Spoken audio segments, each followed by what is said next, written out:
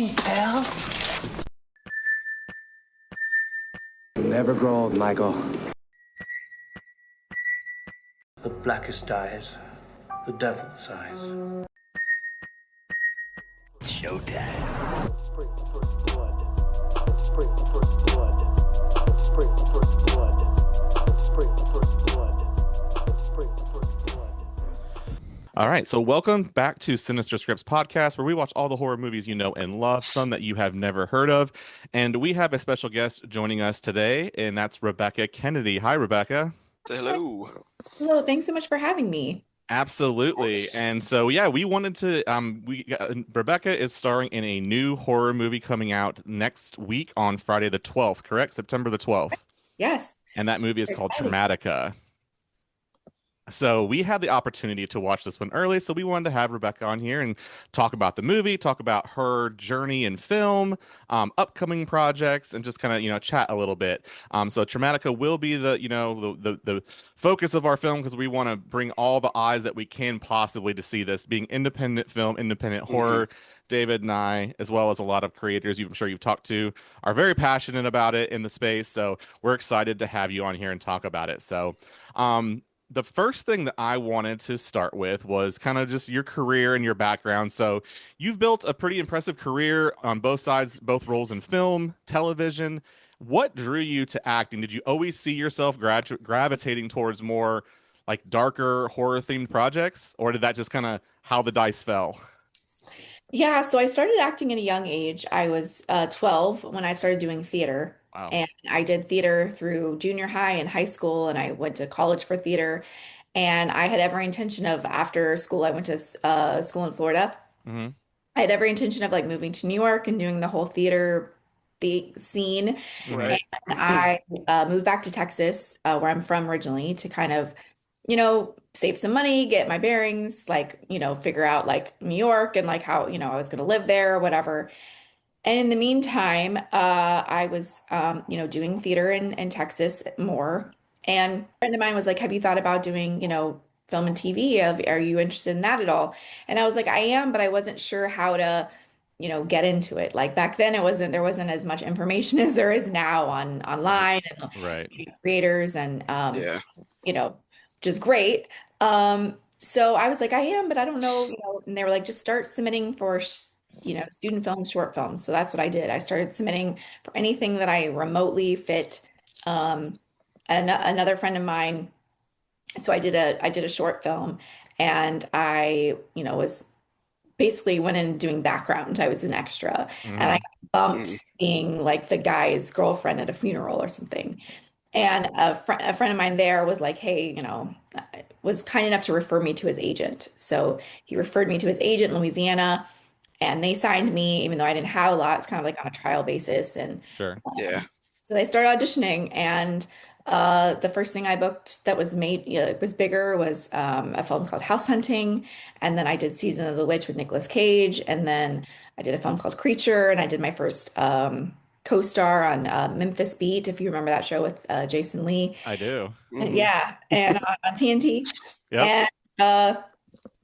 And then I had a manager reach out that'd seen House Hunting, and he was like, really interested in like repping me. And he was like, have you thought about moving to LA? And I was like, I don't know. At this point, I was married. And so it wasn't just me, I had to think about another person. Like, do they want to move? So I came to LA for like 2 months to, see if I would like it. Mm-hmm. Where I like, asked him to pack up. And I came home after the 2 months, and I was like, I think we should move. Mm-hmm. And my husband is amazing. And he was like, okay. So we moved a month later.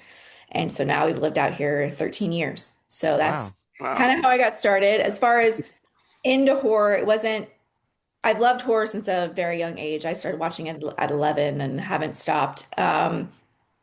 It wasn't my intention to do horror. I wasn't like, I'm going to be in horror films. But Right. it's what I started auditioning for, at the beginning. It's like, when you're first starting out, and even still, you audition for what you get. Sure. And you take what you get, because Right. you don't have, Yeah. can't be picky. So those are the first things I started booking, because am pale and petite, and people, I have ethereal look, so I've told, and Yeah. like to throw blood on me, and so So it worked out and I love Yeah. it. I Yeah. feel like no matter what I do in my career, no matter where it goes, I will always come back to doing horror as well because I love watching it. I love acting in it. There's so many different subgenres and things you can explore on like real topics Mm-hmm. that maybe Yeah. you wouldn't be able to explore in any other genre. So yeah, it's kind of Awesome. how I got started and I am like really thankful to be still doing it. That's awesome. That's amazing. So I have to know because you said you did this season of The Witch. Tell me, how was Nicolas Cage? Because I love Nicolas Cage and I feel like Yeah. he's in so much, like he doesn't get his flowers enough for being in a lot. He's in a lot of horror stuff over the years, and I loved like completely just off the rails, unhinged Nick Cage. I know season of The Witch isn't necessarily that, like Mandy, for example, or something, but how is it to work with him? That sounds like it'd be super fun. Oh, it was great. He's lovely. He's so nice and kind. And it was hot. It was August in Louisiana, and everybody was wearing, the 14th century garb. And it was just like we were outside, and I felt for them because they were in their knights Mm-hmm. outfits. And Oof. he was just, make sure that I had water and that did I need anything. And, I didn't tell him it was my first big movie, but I'm sure Mm-hmm. he probably knew. So, and he, at the end of it, he was like, keep going, like you're gonna work forever, and just was very, very kind. And he didn't Yeah. have to because I was, I had a small part. So it's like, Right. Yeah. so that showed me like who his character is, because Yeah. Beasley just I wasn't like some big name that he needed to impress. So Yeah. he was super cool. That's awesome. Yeah, it's always good to hear that because I mean the age-old saying is like, "Oh, don't meet your icons because you might be Right. Yeah. disappointed. Don't meet your heroes." And so, and I've been obviously as much as we're into horror, we've gone to all kinds of conventions, we've met all kinds of people, and there's been a handful that have been not what I expected, or they were very rude. And I was like, man, that kind of bums me out. But then there's Hmm. also been probably more where I'm like, you know what? Like they are the nicest freaking people. And so it's always nice to hear whenever you're like, hey, big star like Nick Cage. And it's like, that's good to hear. So I'm glad to hear that. Yeah. Yeah, yeah, he's cool. Yeah, it's for the most part, like most people are great. Like I've not run into like thankfully very many people on sets that aren't Right. like so I mean That's of good. course you're gonna have some people that are having a bad day or Sure. Right. We're Yeah. human. a bad life or they're just not, whatever there's going on in Yeah. their lives. Yeah. But for the most part, majority of people are just like really happy to be there. Awesome. Awesome. Cool. Cool. So horror fans know you for your intense and memorable performances. What do you think sets horror apart as a genre for actors compared to things like, let's say, like comedy or drama, those sort of things? Well, first off, that's very kind. Thank you. Of course. I think it's because you get to do like stuff that you would never get to do. I mean, it's, you're running from something, you're chasing something, you're fighting something, you're um, in these like impossibly fantastical situations that would Mm-hmm. Hmm. never ever happen and hopefully never happen in this life. Right. And so it's just you're battling against, sometimes a green screen or a Right. tennis ball or pretending something's there. And not a lot of the other genres have that. Now, comedy and drama are not easy. Nothing is easy. Mm-hmm. Right. Um, but as far as like you really have to like in a horror film, you really have to throw yourself in because there isn't really a way to like think your way into a situation that's so Hmm. impossibly to understand, to wrap your head around. You kind of just have to like dive in and throw yourself into the deep end. And Mm-hmm. it can be it's a great challenge and it's a way to explore all these different things that maybe no other genre would even touch because you wouldn't nobody wants to watch you know, a an hour and a half movie, like maybe a drama about something, but you could take that theme and put it into a horror film and then people now want to watch it, So Right. Yeah. so it's an interesting way to explore darker themes and topics we should be talking about that maybe we wouldn't be able to talk about any other way. Right. That's Yep. awesome. Yeah. So kind of piggybacking on that. So when you take a role like the role in Traumatica, for example, it is a darker themes, that very, very, very dark themes there. How Hmm. do you like prepare mentally to kind of be in that headspace, to live in that headspace, that area where it is heavy or like a Yeah. terrifying spot on set to where you leave it there, you don't take it home, like being able to separate, reality from, what we're seeing on screen. Yeah, that's a great question. So, I mean, because like we said, the situation is are so kind of hard to even wrap your head around what's Mm-hmm. happening. And I can't relate directly to hopefully being like possessed or something like that. So, Right. thankfully, for me, I have to find how I can connect her in a different way because Mm-hmm. it's really important for me to find the groundness in her and ground her in a reality that is hopefully believable to the audience. And I also know that there are things happening in this movie that people watching could relate to or have had happen to them. You know, Mm-hmm. going to be people watching that have had something in their family happen similar. So Mhm. I know that going in, so I want to be as respectful to that as possible and hopefully give that an authenticity and it's not like seen as like we're making fun of or like making light of a situation. And Right, right. for me, for Abigail, for instance, she is somebody that's like, very lonely and lost and feels very unseen by the world and feels like no one is going to understand her Mm-hmm. situation, understand her, what's happening. She feels like very, obviously in the depths of despair. And I feel like a lot of us can relate to at some point in our lives feeling lost and unseen. And Yeah. I know I can. And so I put that in first. I take that first, and then I put the situation of what's happening around it so that at least I can be hopefully grounded in like what she's actually going through and I can relate to that in some way so it doesn't feel like so out there that I'm like, oh, I don't even know what this would be like. Hmm. And so I start there and then like, layer in everything else kind of around that and Mm-hmm. Pierre the director is amazing and he helps guide and guide and shape the performance and the film so that I can hopefully do my best work. And they create such a safe and supportive, encouraging environment that I always feel like I can take risks. I can go there, and and I'm in a safe place, and Right. they're respectful of me and my craft, and like knowing that I have to go to those dark places. And like I always say, like if you can't find me, I'm probably in the corner muttering to myself. And, then they'll just like bring me over and like they let me tell them when I'm ready. They tell me to take my time. They don't rush me. Uh, Mm-hmm. I never feel like, oh my God, we got to get on. We got to move on. You better Right. bring it up, because we're Yeah. not robots. So, Right. Hmm.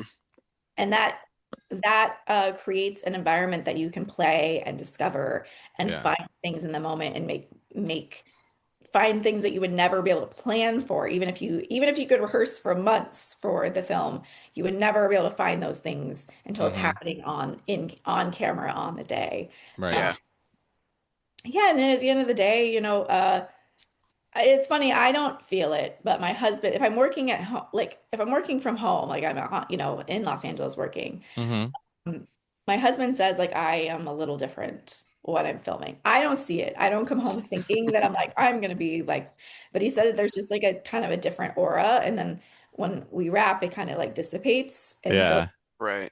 and I think that's also because I'm always like I'm trying to be very aware of my surroundings and what could influence me or the character on set. Mm-hmm. That makes sense. Or I'm thinking about like what she doesn't have that I have, so that also kind of helps me when I get there, kind of Right. be immersed in the world. So Mm-hmm. at the end of the day, like I kind of, pack her up and I'm like, thank her for my time, like hopefully be able to move on.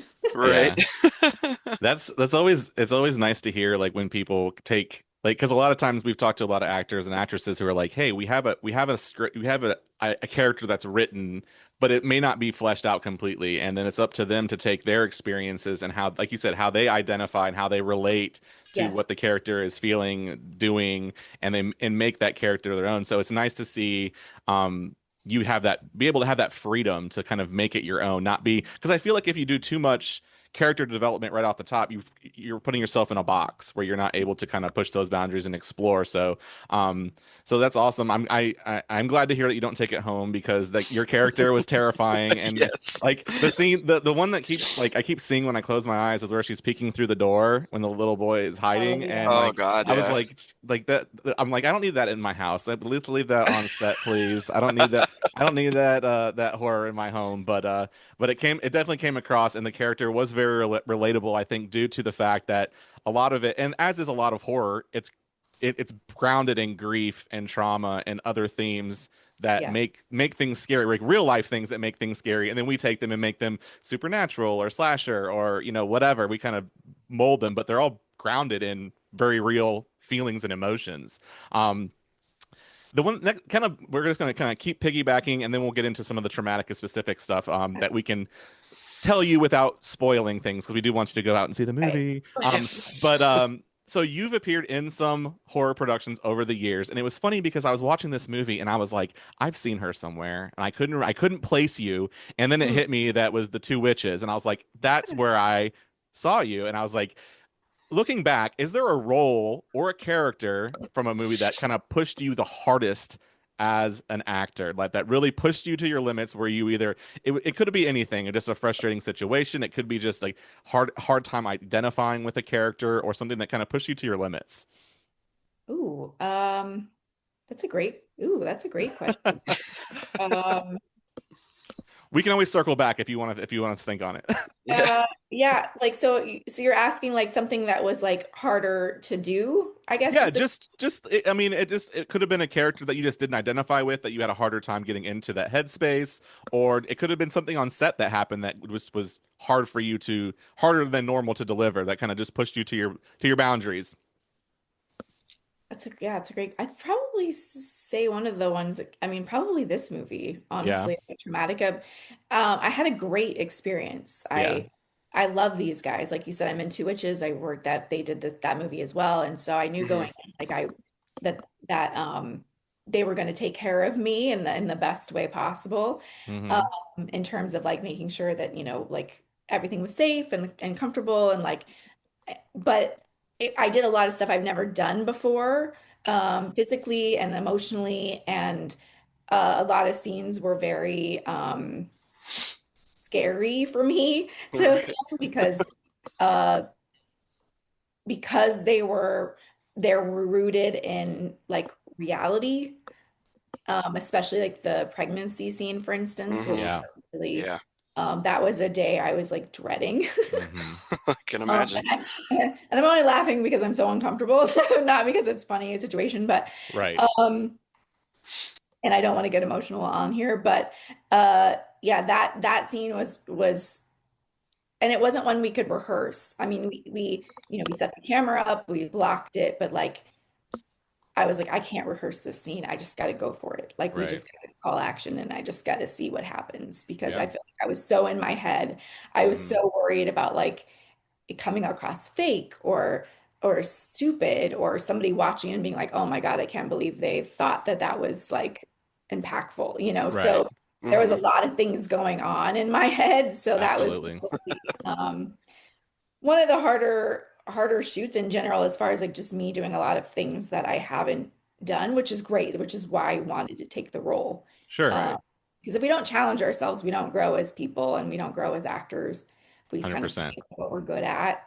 Then we're like, oh, there she is doing her shtick again, and Yeah. it's, you're not like getting better, so You're to not speak. growing. You're not Exactly. Right. growing. Yeah. Yeah. Um, and they create that place where I can do that. Because like for instance, another the scene with the dad um initially wasn't gonna be that. It was they Gotcha. were gonna just do a wide and he was gonna just pan and you were just gonna like infer what happened. Right. Right. And he had a close up on the shot list and I said like we should get this while you're and they've talked about this, so I don't feel like I'm spoiling anything, but I was like, we should get this shot. And he's like, Yeah. are you sure? Like, I don't want to. And I was like, no, you were here, you should get it. And if you don't want to use it, if it feels like it's crossing two lines, like just don't use it. But Hmm. that's because I worked with Sean O'Brien before, who plays my dad, because I trust them so much. And I felt like it was so important to see what was happening to her in order to feel any empathy for her later. 100%. Right. See it in your face. And I feel like it was respectfully done and it showed enough without you don't need to show anymore and you understand what's happening. But that was also a scene that was like terrifying for me, but I was like, we have to do it. Yeah. So I'd probably say this shoot was pushed me further out of my comfort zone than any other movie. I mean, from watching the Yeah. movie, it was it definitely like it hit on a lot of what I would say triggers for a lot of people. Oh, yeah, for sure. Even David messaged me. He's like, holy shit, like like my mind is going in a million places. I was like, I know Yeah. it's hitting you from a lot of different places from being like, and we'll get into it more specifically, but it was there was definitely a lot of themes there that, if you're not prepared for them, or if you have Hmm. triggers for them, it can definitely, but I think it was well done. Like I think it was well Yeah. shot. It looked clean. It looked cohesive. The scenes were shot in such a way that it wasn't like overly gratuitous, or what I mean. Does that make sense? Like it wasn't Yeah, insincere.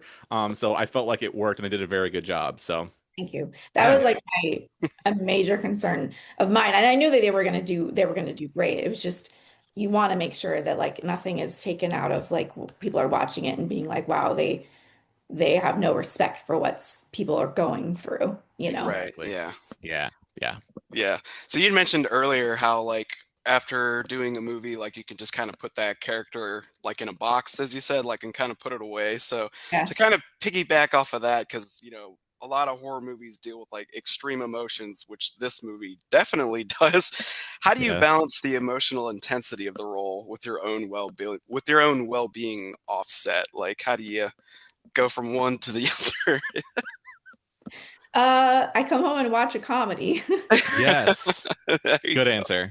I have my comfort shows, like Big Bang Theory in the middle are two of my comfort comedies. Nice. I've seen all of the seasons, like I've seen all the episodes a million times, so I can put it on and not really have to watch it, but it's on in the background. Yeah, And background noise, yeah. it's a good like way of decompressing, uh, Mm-hmm. and feeling like because I know I'm gonna have to get up the next day and do it again. Right. And nothing in this, there's only like one scene in this film that was like fun to film. Well, I think there was multiple scenes that were fun in the beginning, but a Yeah. lot Right, right. were not fun to work to film. It was a great experience. I love working with them, but like the actual from action to cut were not like, oh, this is so fun. Yeah. Um, so at the end of the day, it's like, yeah, there's a way of like kind of decompressing, but then also like I don't want to, it's hard because I don't want to put it away so far because I know I'm going to have to come back to it the next day. Right, right. And it's a at least for me, I can't speak for other actors, but I'm not one of those actors that can like turn it on and off like action and then I'm crying and then I'm Right. getting running around like ah Yeah. like you know. And so your body doesn't know the difference between like real and fake. And so Mm-hmm. it'll start to try to like trick to like protect itself. So Right. Yeah. I go to certain things, it starts to put walls up. So while there is part of me that is like needs to decompress and like needs to like just like lay in my bed and stare at the ceiling, there's another part of me that's like I can't let it go too far away because then I'm gonna have to bring it back tomorrow. Mm-hmm. Exactly. That's Uh, it's like an athlete, like training your body to do Yeah. certain things. It's not an athlete, maybe not an athletic, game for so to speak, but I mean you're training your body to, like you said, to process emotions and have that come across on film like it's real, and then Hmm. your body because your body is amazing is going to be like, oh no, I don't like feeling this way. So you're right, it puts up like, oh, I'm gonna try to protect myself. So like yeah, it's almost it's just as impressive to me what actors and actresses are able to do. Like you said, some people it's incredible. You turn it on, turn it off. That's yeah. ridiculous. I feel like you guys are freaks. Most normal people, are Right. affected by these types of things. So it's definitely impressive to see that. But you know, I don't know if I could do it. I wear my heart on my sleeve, and so I feel like I'd be a hot mess as like an actor. I guess we're gonna find out. David and I, a friend of ours, is shooting an independent film that we get to be a part of. So Oh, I guess Yeah. amazing. I Congrats. guess we'll see. Thank you. Yeah, I guess we'll And see I'm how that assuming goes. it's a horror film. Yeah, it's a friend of David's wife's. His name is Jamie Schmidt. He directed a film called Are You Dead Yet? Hmm. Okay. And they're doing a sequel to it, and he's like, "Yeah, come on up. We'll give you some roles." He's like, "We may even kill you on film. You never." Yep. So I'm like, "All He's right, like, all right, we're done. in, we're in." So Awesome. we'll see how we handle that, I guess. Yeah. You're hopefully not crying in the corner. Yeah, Right. hopefully not, but it's very much like a kind of throwback slasher style, so little campy with so I'm hoping that it should be a good time. I'm just excited to see how a film set works. I've never been on one, so I'm just excited to see Just how it how works. how Yeah. one operates. You know what I mean? Yeah. So it'd be exciting. But Oh, that's awesome. yeah. Yeah, I mean, it's very much a craft, right? I mean, it is like it is a craft. And Hmm. Hmm. anyone that like doesn't think anyone can do it, and it's just like you just say some lines is like grossly doesn't understand how it works. And It's I get hard. it because like if you're doing it well, it does look easy, as it should. It should look effortless if it's Right. done right. Then on the flip side, it takes a lot of years and experience to like make it look that way. So it's Right. always an interesting dichotomy of like doing all your work and then letting it go on set and trusting that what you've done will show up, Hmm. Right. which takes, takes time to like, work on. And And then, perfect. Yeah. right. And then, like you said, like as people, we spend years putting up walls because we're taught to not show emotion, not cry. Crying is for the weak. Right. Hmm. Uh, and then in acting, you have to like learn how to take all those down because you have to be vulnerable and private and something of yourself so people watching can like relate or feel something when they're Right. watching. And so it's a interesting battle of like being hard. Like my teacher always says, you have to be, have the skin of a rhinoceros, but the insides of Jello. So Yeah. like you have to Yeah. have such tough skin on to like survive in this industry, but on the inside, Right. you do have to have your heart on your sleeve. You do have to be emotionally accessible Yeah. in order to really like for really to be able to do that kind of work, That's anyway. great. Makes Yeah. sense. That I never thought about it that way, but you Yeah. 100% like I've many people say like Hollywood and being an actor is like it is not for like the weak-minded and the you have to be tough and then yeah, but at the same time, hey, be tough, but also be emotional on screen for all the other people to watch you and Yeah. relate. Yeah. Sure, And sure.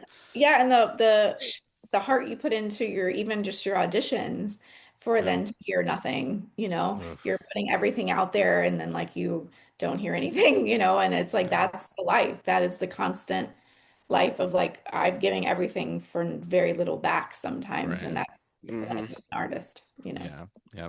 So last question before we get into some more Traumatica Yeah. specific discussion. Horror fans are incredibly loyal, passionate, and sometimes can go off the rails. We've all seen it. You've been dealing with a lot of horror fans coming on talking to us, other podcasts, folks and that are watching the movie, giving feedback. I want to know what has been your experience like connecting with the horror community throughout your work in film, especially with Traumatica. Oh, I mean, the horror community is amazing. I mean, the fans are just, they are, they help us be able to do what we do. I mean, Hmm. indie films get seen because of the fans, because of people posting about it, because of you guys, people like you that are willing to like put it out there to the people. We don't have the massive, studio behind us to like spend, 50,000 on a billboard or whatever. So Right. Right. Yeah. like it's kind of a grassroots like getting it out there as much as we can, and then like the fans, people like you guys that will make posts, will post about it, we'll have actors on, we'll talk about it, we'll champion it, and of course there's going to be people that hate it because that's just how the nature of the business. It And I is. always think like, okay, whether people love it or hate it, if they're talking about it passionately, either or, that Hmm. means you've done something. Exactly. I remember after Fright Fest, that was the world premiere in London. Um, we had our movie, and then apparently I heard that there was a really heated debate in a bar or pub afterwards for people that loved it, people that hated it, and they were just like yelling at each other and like passionately like I can't believe it. No, I can't. And I was just like, great, that's awesome. That's You all did you your want. job. Yeah, we did Exactly. our job is like if you come out of it talking about it, regardless of what you felt, if you felt something, then we Hmm. elicited some reaction, then like that's the best I can hope for, Yeah. and then of course so many people have been so supportive and of the film and have been behind it, and it means a lot because look, you don't know when you make a film if anyone is going to care. Right. It's Um, hard because I It mean, is. film in general, not just horror, but like it always means something different to every single person that watches it because um there I might be going through something when I watch this movie that makes me identify with it a certain way. Another person is completely different. So I think that's what makes it so like, you know, so great in my eyes because no one sees things the same way and everybody attaches to it differently. And I think what has been happening with independent films, specifically independent horror, has been awesome lately because you have films like the Terrifier series, what Damien and David have been able to accomplish on a similar level, building that film up, having not having a marketing budget. There were no you know what I mean? Like, and then I think that the community kind of rallying behind independent film has been great. At the same time, this is kind of one I wanted to piggyback off real quick was when you have an independent film and you're doing this, you don't have all this big budget and all the big, the backers and how do like let me see how I can rephrase this. How challenging is that to kind of like keep pushing it because like you said but at the same time you're working through not having to have those the red tape. I think that's what I was getting through. Like a studio. For Yeah, example, my right, brother-in-law, a friend of his works in film and he's like for a big studio. I'm not going to say which one, but he said I asked him about a specific movie and I was like, "Why did they put this scene in there? It made no sense." And he was like, "That was a studio ad." Like they didn't want that. They fought about it, but it was a studio ad and there's certain things that the studio will come in and cut. And when you're right, working with an independent film, you don't have to worry about all of that or right. as much of it. Right. Right. Yeah, there isn't anyone over your shoulder like telling you what you can and can't do. Of course, there's pros and cons to both, right? The Right. pro of the studio is you have money to like do the things that you want to do, and Right. and con of an indie is that sometimes stuff is cut because you can't do it. You know, Right. as much as you would love to do the forklift and the whatever, you can't afford it. So then it changes. Right. Um, so yeah, I mean, I know Pierre and Max talked about like there were things in the movie that when they finished and they were looking for distribution that they thought that maybe a distributor would want to cut, would want to like, hey, we can't do this. This is too much, Mm-hmm. Right. or Hmm. like we can't show this or whatever. And Saban, that bought the film, like wanted it the way it was. Didn't have any cuts. Didn't want them to change anything. And that's Amazing. great because you kind of never know when you're making a movie whether or not like you said, like somebody's gonna want something else or everyone has their own ideas of what works and what doesn't work. And Mm-hmm. um, as an actor, like in this, I just come in and do my best, and it's like I don't have any control over the edit or what happens Right. when Yeah. at the end of the day, I just am hopefully giving my best performance, and hopefully they're able to like put together the best film possible. Mm-hmm. Um, so it is amazing to work in the indie world because you do, like you said, you do have that freedom. Of Mm-hmm. course, it's challenging because you don't have the unlimited funds to then fix stuff if it doesn't work or Right. Right. It is nice though to see that indie is having success. It's hitting theaters. People are seeing it. Even when you get into like what are they calling it, the Pooniverse with the Winnie the Pooh, Blood and Honey, and all of like now that that's all open Yeah, source, and so people can use it. It is good seeing that. And I've always been a believer. I'm like, listen, if you put out a film that is worth watching, people are going to watch it. Yep. I mean, and for what I will say about Traumatica is like it looked good. Like It it looked looked great. polished. It looked clean. Like I would not have, if you would have handed it to me and I knew nothing about it and went into it blind, I would not have been like, oh, this is an indie horror film. It would not have been that. So like props to you, props to the whole team that did Traumatica. Like it looked amazing and it looked clean. And I thought that like sometimes like to your point that you want to do things that you have these grand ideas, but you can't because of budget or whatever the reason may be. You were able to accomplish what you wanted to, I think, in that film. And like I said, the directors might be like, even well, actually, we didn't accomplish a lot we wanted to do, but for what I I know, can't it looked speak for good. them. Yeah, Yeah. From thank what we you. I mean, saw, it I looked can't. great. Thank you. I can't take any credit for like the look of the film because that's not me. But yeah, Pierre is also our DP, and he is just. I mean, I think he's a genius. I think he Hmm. has a really keen eye for angles and like ways to how to light things and to make it work. Hmm. And um, him and I work together as far as like does this scary? Does this jump scare work? Does this, Hmm. does this moment, you have to choreograph it to a like perfect science, and then also like, does it work? And Yeah, set you're like, I don't even know if it's scary or not. it We was try to watch scary. We try Yes. to watch the playback, and see like does this jump scare work? But yeah, it's funny because I wish that people sometimes could see behind the scenes because it's so like one of the earlier, not to give anything away, but it's in the trailer. So one of the Mm-hmm. earlier scenes where I'm like on the table Mm-hmm.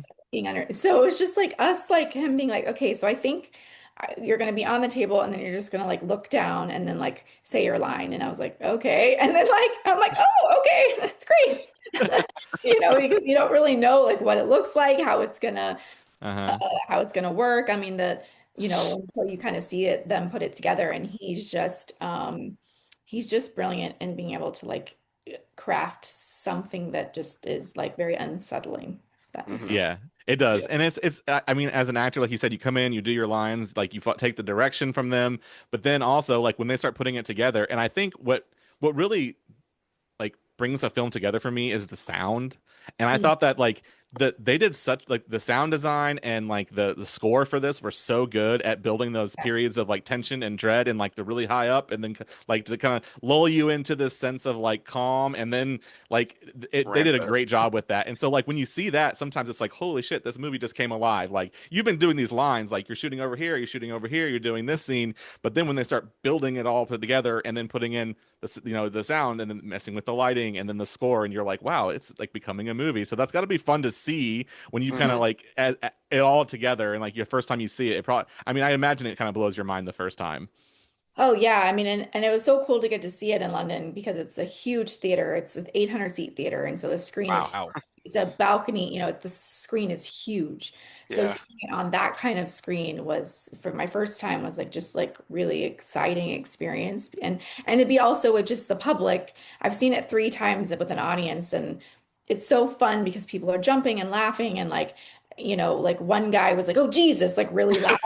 It's like it's just really fun to see like the reactions because you don't Yeah. get Oh that when yeah. you're watching at home, Yeah. and so I'm excited for people to like hopefully go see it in the theater because I feel like that's where it should be seen. Yeah. Exactly. I Yeah, I'm agree. I'm gonna go see. So it was the oh Jesus you heard was probably me from Atlanta because because I seriously like so I started watching the movie after my daughter went to sleep. So it was nighttime. I was by myself, turned the lights down low. The first like 10 minutes, and I was like, nope, nope, we're gonna have to Yeah. watch this during the daytime. So I want to be in the theater because it is a totally different experience and being able to experience it with people and you get all of the like you can have really great theater experiences. Unfortunately you can have poor ones too, so this is one that I'm going to see in theaters because I want to experience it not in my own house with distractions. Oh, I have to pause it or whatever. I want to be able to see it in its live environment, so I'm very Yeah. much looking forward to it. So I let's appreciate get it. into Traumatica now, Yes, and yes. I want you to tell me what was it that got you excited for the role? Like when you started, is I know you had worked with them before, and so did they come to you directly, or was this something that you found and auditioned for? So yeah, so like I said, like you said, I worked with them previously, but I wasn't the first thought because originally it was written to be an older woman. They had an idea of it being like a grandmother that Mm-hmm. was chasing around a kid. Hmm. And I guess whoever was they offered it to, it didn't work out. And so then he messaged me and he was like, "Hey, do you know any older actresses? I'm looking for somebody for this part." And I was like, "Okay, let me think about it." Because I knew it was going to be like a very crazy role. So I was like, "Let me Mm-hmm. think about like who might be interested." Yeah. And I'll get back to you. And then the next day he messaged me and it was like, "Do you want to do it?" And I was like, Like you're like, "Yeah." yeah, Sure. absolutely. So they, rewrote it and tailored it to fit me. Because Yeah. obviously I'm much younger. Um, and for certain scenes to work. So uh yeah, and so I knew I was going to be in because I love working with them. Yeah. Really what like really excited me was the character because even though she, not to spoil too much, but she's starts out very much as the villain in the beginning. You think you know her and you Mm-hmm. think Hmm. what's happening, and then as the film progresses you find out why she is the way she is and what happened to her and the trauma that she went through and how it shaped what's happening to her, and whether it be if you take it as a literal what's happening, or it could be metaphorical what's happening. Right. There's a lot of things, the ways that you could take this film, which I like. Yeah. But I knew that she was going to have so many layers and complexities. and challenges and things to do that I had never done. And I was excited to explore that because I love the way that they told the story, and instead of being a linear story, the way Mm-hmm. they introduced to her, because Hmm. oh, I know who this woman is, and then you're like, wait, maybe I don't. And so then maybe at the end you have a little empathy for her, and then you're Oh yeah. hopefully confused about how to feel about her because nobody is all one thing. And so that was really interesting, and then also brought up just a human question in me as far as if it were my family, if it was my husband or my parents or someone I love, my sister, what would I do to protect them? Right. Yeah. What, because while she is possessed, she also has a choice, and she's doing things because she's thinking about her sister who's a child, who's like 7, and she cannot let happen what happened to her happen to Alice. And that's, I don't know, as Rebecca, like I'd like to say that I would, but I don't know. I don't know Mm-hmm. how I would react. And so I love doing things that bring up human questions for me and like challenge me as a person about like how would I deal with this? Because Yeah. then it gives hopefully the character that internal struggle of I'm doing it, I don't want to be doing it, but the back and forth of like what is right and what is wrong. And then of course, like we talked about, the what's happened to her and the trauma of like whether it be real or metaphorical, like how that's manifesting in her body, on her face, the way she moves, and like trauma lives in the body. And so it was Mm-hmm. all really Yeah. interesting to like explore. Awesome. Cool, yeah. And the film seems to blend like multiple horror subgenres, like there, supernatural, possession, maybe even a little like slasher vibes to it. As an actor, how do you approach such a genre mixing story? Like, was it hard for you to do that?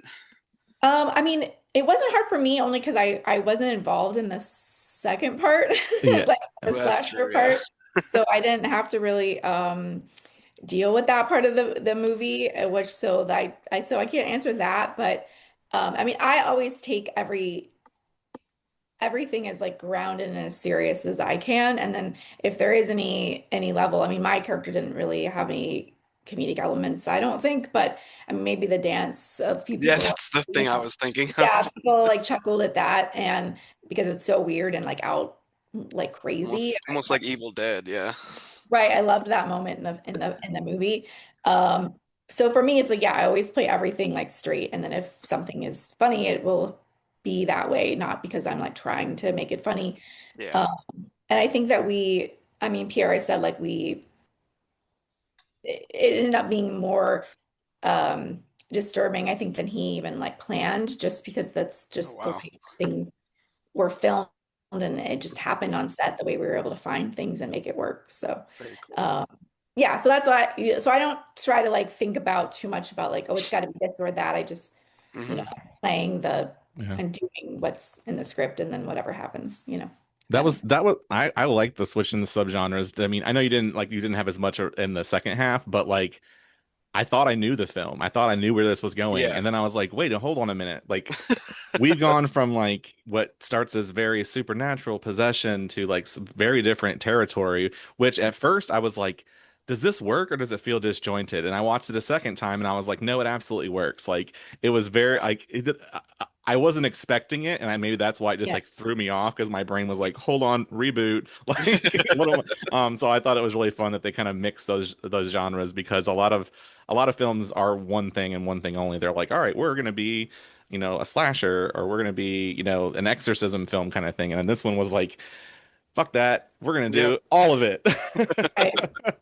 I mean, yeah, that's one thing I'll say about them is like they try to keep people on their toes, and they try to give them something that, I mean, it's both of their films are, for horror fans, made by horror fans. I mean, Pierre Hmm. and Max are at the end of the day huge horror nerds like I am, and they love horror, and it's the love goes behind it. There is a love for the genre, so much so that it's like, they're trying to like keep people, unpredictable as much as they can, but Hmm. behind Absolutely, it yeah. there is like a deep love for it as well. And they do things that they might like to see. on the screen. So Right. it makes for an interesting, fun ride. Yeah. Yeah, definitely. So we've talked a little bit about indie versus like a big studio film. Like specifically, what were the big like how does it compare to like the studio like a big studio project versus like an indie set? Can you give us some examples? Like is this because I've had people that have been like, oh, when I was on a big movie set, it was like everything was very it was like a well-oiled machine where it was just like you're here, here's your shooting times, boom boom, like it was very like it was like impressive to watch. It was like watching the inner workings of a clock kind of work together. Whereas they're like I've worked on some indie films, they're like not to say that they aren't professional, they definitely are, but it's a very different feeling. It's just a more of like like we're a family, like we're comfortable with each other. So is it your experience maybe on Season of the Witch versus working on Traumatica? Sure. Yeah. I mean, for sure. Like Season of the Witch, I mean, it was a $40 million movie. So you've got like, 100 crew walking around and everything Right. very regimented. And Yeah. yeah, I mean, it's all like, there's people walking around with little snacks and like, do you want anything? And it's like, there I was like a do. meatball subs, one day and they're like, would you like one? And it's like all so of course, like there's the money to be able to do that. Right. And Right. you've got big trailers and you've got all the luxuries of like, the actors don't really need, in order to work, they're nice. Hmm. Um, Right. they're Bougie. they're bougie. Bougie. They're wants, they're not needs. Yes, Yeah. it is nice to be able to go into a space to like get away and like decompress Yeah. or work on something. But I don't need like a huge RV. Uh, so yeah, sure, there's all those like lovely things that, they could do. And then on an indie, you don't have anybody walking around with food. Um, you know, of course they're trying to take care of you the best they can. And Right. I've Yeah. never like felt mistreated. Right. But you don't have, it's like you got the chair in the car. Hmm. There's no trailer, which is fine. Again, it's like I don't certain things. I'm not a method actor by any means in terms of like I don't stay in character all day. I'm not like you must call me Abigail and like I'm Yeah. at lunch like Hmm. or anything like that. But there is something to be said about when it's scrappy and you're sitting in the corner of a dark, creepy house waiting while they set up that just adds to the oppression of the what's happening, if Yeah. that makes sense. Like Just muttering incantations. right. I mean, sure, as much as like it would be lovely to like be on in a trailer and like, in my AC with my TV and then they're like, "We're ready for you." And that's all when you walk in, you're like, "Okay, that's all lovely." I'm not knocking that because I've had that. Right. It's amazing. I'm not gonna say like, "Oh, it's the worst." But on the opposite end, when you're playing a character like Abigail, there is something to be said about like you said, smuttering, sitting in the corner, feeling tired and cold or hot and Hmm. um just exhausted and it's a house that's like was almost burned down, so it's very much the house is the house like they're using out Hmm. the sets, Yeah. but what you're seeing is very much the house, so it's like creepy, smelly, like old, um very like cold and just like you feel just when you walk in, you just feel it, the vibe Hmm. there. And Yeah. so Yeah. that like then when you're stepping into the scene, it's just like it's all kind of just ruminating in you Yeah. and it adds like a level to the movie and the performance that maybe you wouldn't have if you had the luxuries of like, oh, I just took a nap in my trailer for 2 hours.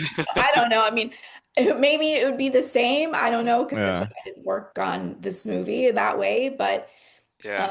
uh, I don't know. I try to take whatever is happening to me as Rebecca, if I'm on set, like, and I try to like that is what the character is feeling. That is Yeah. infused in um all of like what is happening on set. And because like you said it's not a big movie, we don't have like months of rehearsal. Right. So we have a camera rehearsal, like rehearse what the camera is going to be. Everyone's safe, comfortable. We block it out if there's any intimacy scenes. Hmm. was me, which a lot of it was me because the the little boy that played Mikey Rainin wasn't there when I was doing them when I had the makeup on. He was not there, so a lot of it was just me and Pierre. Okay. And there was something to like be said about that scene, like the pregnancy scene, where we just it was me and him and a camera, and it's just very intimate and Hmm. quiet and like chilling. And that's what's that scene was just needed. You know, Mm-hmm. like 50 people adjusting everything because we didn't have Exactly. that. We just had a very small crew. So, everyone else steps out and it's just me and him and the camera. And there's something so intimate about doing that, if that makes sense. That It like does. brings a different Yeah. level, a different sense of like self to it. That you can feel a little bit more open, if that makes sense. Yeah. It does. Yeah.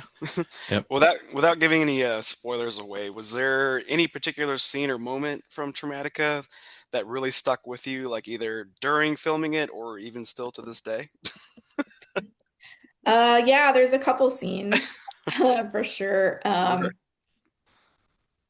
The pregnancy scene was really hard. That one was stuck. I can That was imagine. Yeah. yeah, that was real. I was really nervous about filming that scene. The scene, I loved doing the dance scene. That was really fun. Yeah. That was a good one. Just getting to do my own stunts, like running on all fours, was like I was like, oh, let's do it. Let's try. Let's see what happens. That Um, always creeps me out. I I kind of know recorded that is the in my creepiest. living room, but I was like, let's see what happens. Uh, Yeah. what's the foot sucking scene? Oh my, Oh that Oh, God, was yeah. that wasn't my foot, so let's be like that was Yeah. big foot. But just like we're like just doing that was like the last scene of the day, and oof. there's a great video of us just like with huge grins on our faces Oh because yeah. Sean was just going for it and was just like balls to the wall and had no fear. Yeah. He was so amazing, and we're just like laughing because it was just Just like get it. incredible. Just get it, Yeah. buddy. Get it.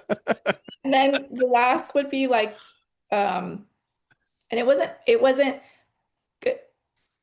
It just worked out this way. So the scene where we're looking at the bathtub with the booger, Hmm. Yeah. that came from we were done with the scene and we were moving on, and I was like, I learned early on if as soon as the camera starts to move, you're not going back to that spot. So if you need something, you better say like something. And so Mhm. I was like, I think can I have one more take? And he's like, sure, what's going on? And I was like, I don't feel like I released. I feel like I could do another one. And he was like, okay. And like later on, I found out they were like super behind, but he let me do it anyway, which is a huge testament to them and their Yeah. willingness to let me get what I need. And Yeah. that's where that came from because it was like there was so much uh because of the prosthetic and I couldn't sniff, and because of all the emotional stuff it was my nose was running, and I could feel it but I couldn't do anything about it because I was like Abigail would never care in that Yeah. moment Right. what's Uh-huh. happening.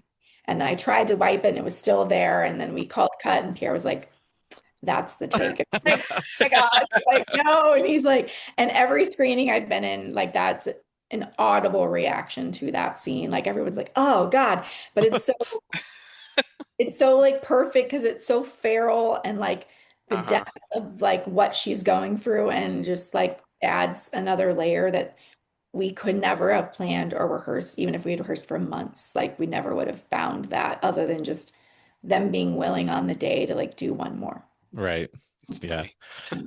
Oh, So, that's good. That's a funny scene. Yeah, I can imagine. Yeah, I'd be like, oh, thanks. Can I have a Kleenex now? Right. Appreciate you. yeah, I was like, I hope that becomes a meme somewhere.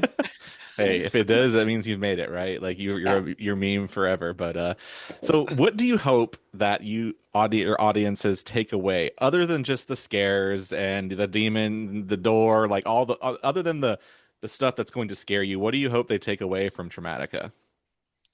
I mean, I hope it opens up some conversations about like what's happening and then in the movie and just about as far as like the moments that like stick with people Like you said, other than like it being scary, that's all well and good, and like it's a horror Sure. movie, so I'm Hmm. glad like if we Yeah. scare anybody, that's a success. But um, also underneath it, I feel like Pierre built like these really incredible visuals and things that imagery that hopefully people can't forget, and it like stays in your mind, and you're having a conversation about what it means, and like did you see that moment, like what do you think this means, and um after the movie's done, I mean if anyone is talking about it afterwards at all then I feel like that's a success, and I hope that um people see the love also that went into it from people that love horror, Hmm. Hmm. from the fans of horror as well, because there was a lot that went into it as well. Yeah, I think that's probably, Okay. yeah, and like I said, just you're able to like explore themes that you wouldn't be able to explore in other movies that is like people are willing to watch. So hopefully that's also opens up conversations about generational trauma and like Oh what that yeah. looks like, and people are able to connect in that way. Awesome. Yeah, I think that's a great answer. So, because there is more to a lot of horror than just the scares. There is a lot of underlying themes and little Easter eggs, if you will, that are in there. So I'm excited to go see it on the big screen because maybe there's something I missed the first couple of times, right? So, Yeah. and if only my wife was a horror fan, she would. I can't get her to watch it. I'm like, I watch these movies, and that's why I'm like, all right, David, my work wife, I'm gonna be like, David, let's talk about this because my wife won't watch them with me. I'm like, I Neither have will to. mine. I have to get these thoughts out of my head and they have to You go just tell somewhere. her you're going to see something else, and then like, oh, it's in You'll this theater. Yeah. switcheroo. And And, then she's like, why are all these trailers for horror movies? And you're like, yeah. no, I it's don't so weird. yeah. She's gonna be like, I have this paper I need you to sign. These Right. divorce papers, exactly. Yeah. So kind of looking ahead for, future projects, things that you might have come up, what kind of roles are you most excited for looking forward? Are you drawn to similar staying in horror? Are you wanting to kind of say, hey, you know what? Like I know you'll take what you're given, but at the same time, are you like, hey, this is very much a genre that I really love that I'll take over other roles? Or are you wanting to, like you said, expand into other things that maybe you haven't done to see that if you can do it, to grow, you know, to hone your craft? Yeah. I mean, I hate to say like, I will take anything that I've got a toothpaste commercial. I'm an actor for hire. If you need an actor, call me. No. Um, I mean, of course, I mean,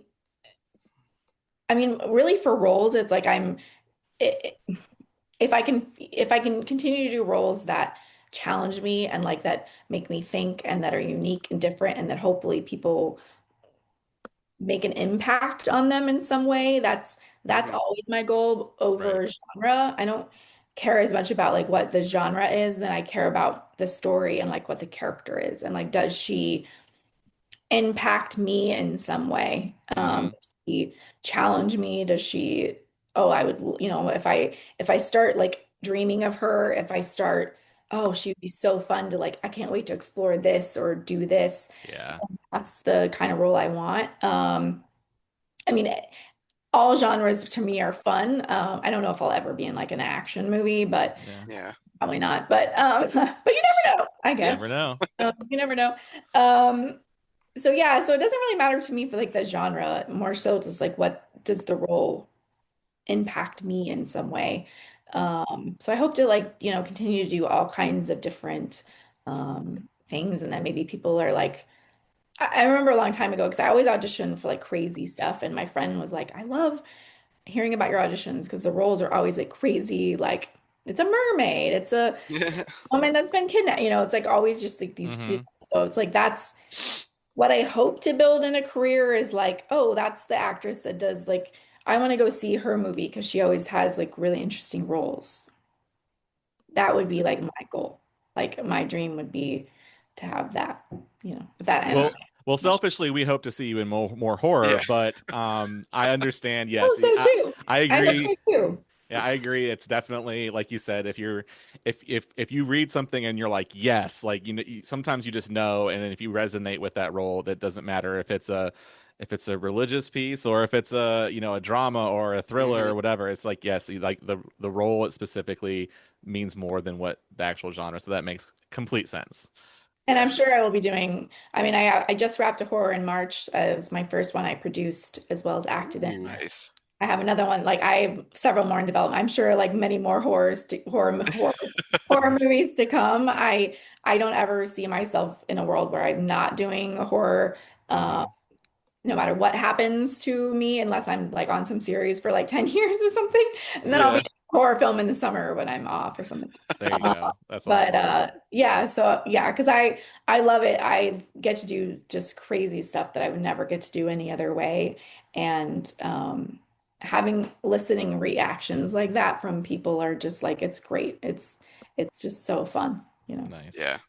Well, if you could collaborate with any director in horror today, who would be your dream pick and why? That's a fun question. That's a fun question because I have a long list of Yeah. people. But one that pops in my head first would be Mike Flanagan for sure. Great pick.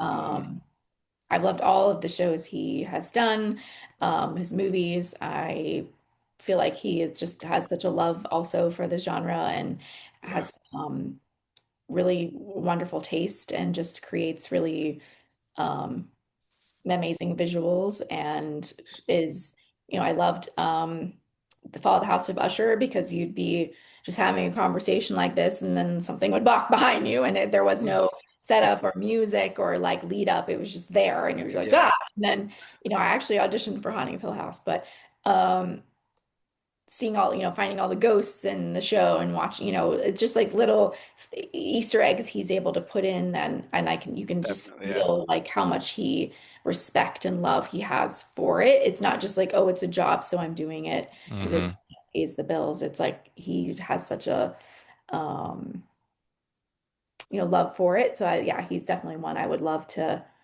collaborate with, if he'd ever want me to work with him in the future. That's awesome. Yeah, Nice. that's a great pick. It I is, love yeah. all his shows and Hush. The that was Yeah, one of my, that one was very great. unsettling. With you have the woman who's deaf and a home Hmm. invasion. I'm like, okay, Mike Yeah. Flanagan. Yeah, he's goated for sure. He's done some great Yeah. work. Yeah. Yeah. So we're getting near the end here. I just wanted to find out what piece of advice could you give to young actors, people looking to get into break into the world, into film in general. Just any advice you have for for them. Don't do it. No, I'm just kidding. Damn. Just kidding. Um, no, I would say get into a class if you're not in a class. You, at the end of the day, the craft, being a good actor is most important. Everything Mhm. else is important. Sure, social media, sure, headshots, sure, Mhm. reels, sure, all the components of being an actor, trying to be an actor are important. But if you're not good at what you do, um, everything is a lot harder. Yeah. And at the end of the day, all when everything falls away, when your looks fade and all the rest of it is gone, what you have left is like if you're um, good at it. Um, Mhm. and also you build a community there. You people that are doing the same thing you want to be doing, and maybe you find a mentor or two. Maybe you find people that are doing where you want to be in your career, and you can look to them for advice or mentorship or just fellowship with other actors. It's such a lonely business. It can feel very lonely and very isolating. Right. So you've got to have people that are wanting to do this with you, and it's not feels so alone. And then, it seems silly, but you never kind of know what the next day will bring. So you keep going, you hmm know, like my manager used to say, like, tomorrow could be the audition that changes your life. Like you just don't know. Yeah. And so that's why you keep going because at the end of the day, like maybe one moment isn't going to change your life, but all the little moments kind of lead up to the big ones. And so I think it's also really important to like celebrate everything. You celebrate every audition, you celebrate you got a call back, celebrate that you met a person, in the industry, celebrate that you sent an email you were scared to send. hmm Celebrate that you connected with somebody that you wanted to connect with or that you know, just whatever it is that you're not, if you're only celebrating when you book, Mhm. you might only be celebrating once a year, like if it's Right. in year or maybe not ever that year because you hmm don't know when you're going to work next. I mean, even for me, it's like I don't necessarily have anything, like dates on the book yet. So you never kind of know um, if you're going to work next week or Yeah. a year from now. So it's like That's true. just keeping that celebration of like you're doing it. You're Mm-hmm. doing the thing that you want to be doing, even if it's small steps. Every day you're like working towards a goal. For me, it's like I look back at the last year and I'm like, have I accomplished more last year or this year than I did last year? Mm-hmm. Each year it's like, am I doing a little bit more, even if it's not a huge accomplishment, but just something more than I did the year before, then I feel like I'm growing and I'm moving the right direction. Of course. So that's what I would say, like for actors is just, it's so cliche to say not give up. Mm-hmm.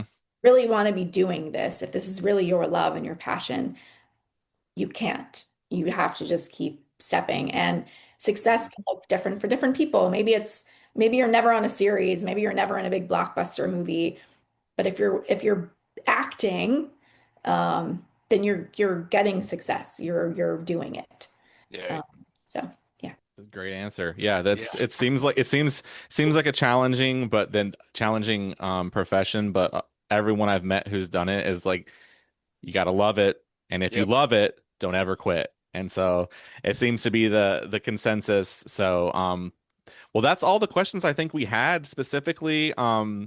Rebekah, thank you so much for Yep. joining and talking with us. Thank you for answering, a live message from some weirdo that's like, "Hey, come talk on my podcast."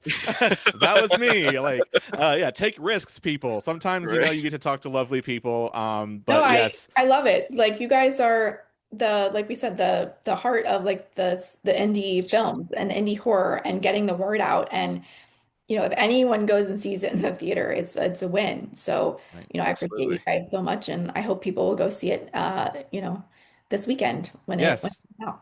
Yeah, so Traumatika will Mhm. be in theaters on Friday, September 12th. Go out Yep. there and check your theaters, and if it's not playing in your local theater, drive and go find it because it's amazing. It's a fun film. It is Mhm. going to make you feel things that you didn't know you were going to feel during a horror movie. We'll say that. So if you love possession and you love a little spooky stuff to start, now that we're in months that end in burr, right? We're in Yep. September. We're in spooky season. It is official. Go out there, support independent film. Rebekah, do you want to give a shout out to where people can find you on your socials, anything like that? Yeah, I'm on Instagram at Becca, Bekahk. I'm, like you said, on TikTok, but I am not great at TikTok, but I'm trying to do better. I'm trying to get on there. So Yep. you can find me at Rebekah L. Kennedy. I just posted a new video the other day, first one in like years, so trying to get better. I'm also on X, Rebekah Kennedy. I'm on Facebook. If you Google me, all the places will pop up. Yep. Right on. Awesome. Awesome. And that's Traumatika, Traumatika, is the spelling. So if you're looking that up, look out there on Fandango. You can go out there, buy your tickets. Yep. Definitely go us out there, support indie film, support indie horror.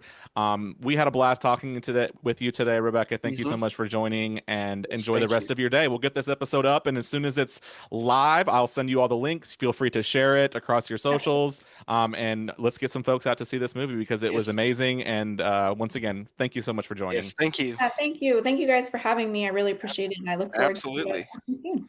All right. Have a Take great care. day. Thank you. Bye. Bye. I do wish we could chat longer, but I'm having an old friend for dinner. Bye.